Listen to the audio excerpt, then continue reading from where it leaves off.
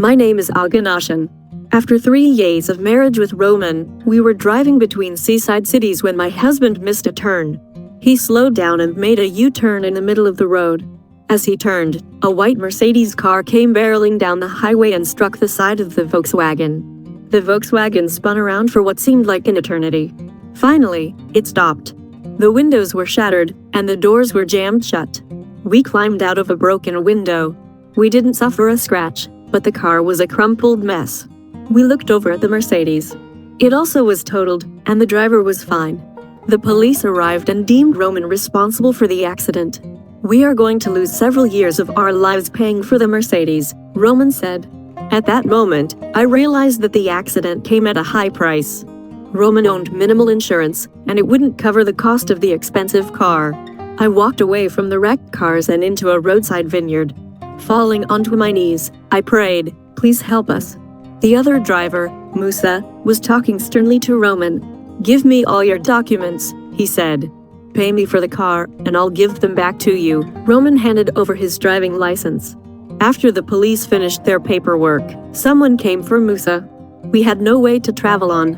We stopped by to talk with my husband. There had been tensions in my relationship with Roman in recent weeks, and now the emotions came spilling out.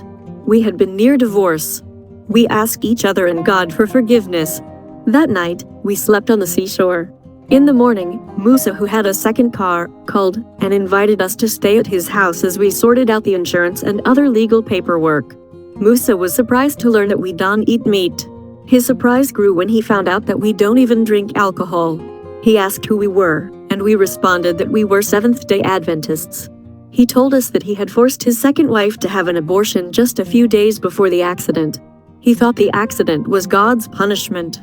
Then we called friends back home to borrow money to pay for the car. Within 3 days we had raised the money, but friends kept calling to offer more money and to ask whether they could help in other ways. Musa overheard the phone calls and wept. "I am rich and have many connections. I have helped a lot of people earn a lot of money. But not one of my friends has called to see if I am fine after the accident. You are poor and have nothing, but your friends care about you." At the end of the week, the money was repaid, and Musa returned Roman's driving license. Musa offered us to stay more nights. We spent the next 2 days in the most luxurious house that we had ever seen. Afterward, we took the train back home. The next year was very difficult as we had to pay our debt, but I thank God for the accident.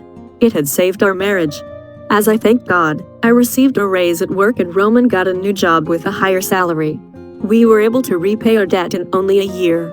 We have never wanted anything, but God has provided all our needs.